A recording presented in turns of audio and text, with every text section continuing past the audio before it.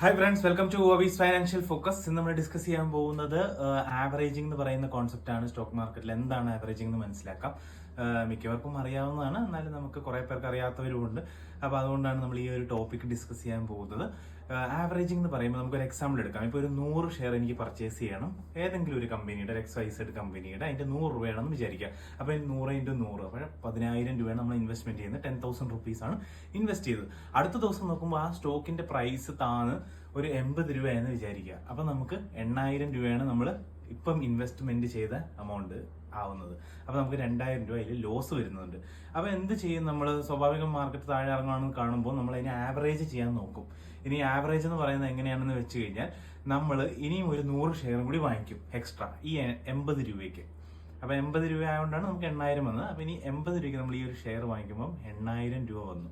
അപ്പൊ ഇതിന് ആവറേജ് എങ്ങനെയാണ് ചെയ്യണേന്ന് വെച്ച് കഴിഞ്ഞാൽ, നമ്മൾ പ്രീവിയസ് എടുത്തത് ഇപ്പം 10,000 രൂപയ്ക്ക് നമ്മൾ ഓൾറെഡി പർച്ചേസ് ചെയ്തു, പിന്നെ ഇപ്പം 8,000 രൂപയ്ക്ക് പർച്ചേസ് ചെയ്തു, 18,000 രൂപ.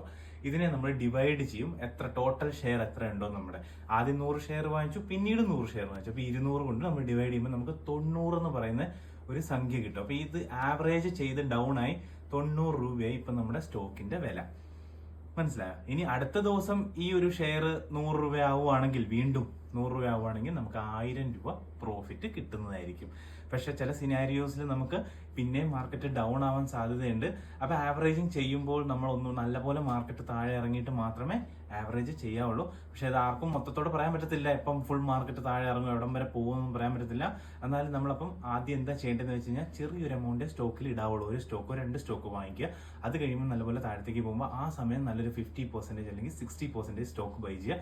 പിന്നീട് ബാക്കിയുള്ള 40-50% പിന്നീട് ബൈ ചെയ്യാവുന്നതാണ്. അപ്പൊ നിങ്ങൾക്ക് ആവറേജിങ് എന്താണെന്ന് മനസ്സിലായെന്ന് വിചാരിക്കുന്നു. ഇനി നെക്സ്റ്റ് വീഡിയോയിൽ നമുക്ക് പിരാമിഡിങ്ങും കൂടി എന്താണെന്ന് മനസ്സിലാക്കാം. Bye, thank U.